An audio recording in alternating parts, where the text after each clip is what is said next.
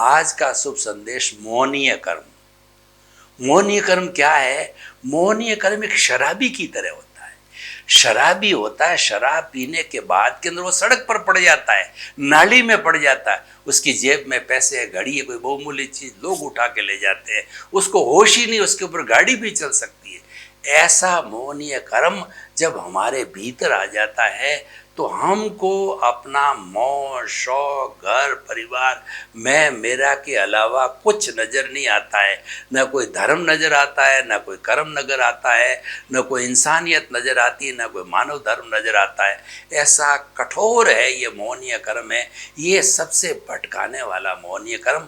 बंधन क्या होता है कि हमारे जितने भी जीवित प्राणी, एक इंद्रिय, द्वेंद्रिय, त्रिंद्रिय, चतुरेंद्रिय, पंचेंद्रिय, नरक गति, तिरंज गति, मनुष्य गति, देह गति, इन प्राणियों को जो है जितना जितना कष्ट दिया जाता है, कष्ट कई तरह के होते हैं, वो कष्ट देने से मोहनीय कर्म का बंध होता है।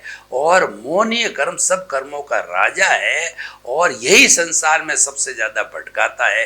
ये टूटता है तो दूसरे कर्मों को टूटने में बहुत थोड़ा टाइम लगता है। सेनापति है, सेनापति खत्म हो जाता है तो सेना ऑटोमेटिकली भाग जाती है।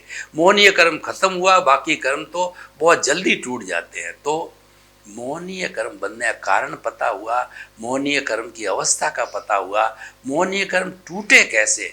मोहनीय कर्म टूटने के लिए अब सद्गुरु सद्ज्ञानी के शरण में जाना होता है, स्वाध्याय करना होता है, हमें धर्म की प्रवृत्ति करनी होती है, हमें सत्संग करना होता है। मैं कौन हूँ इसकी पहचान करना वाला होता है कि भाई जो कुछ मुझे संबंध, रिश्ते, नाते मिले अच्छी बात है, आप भोगो, कौन मना करता है, but that is not and.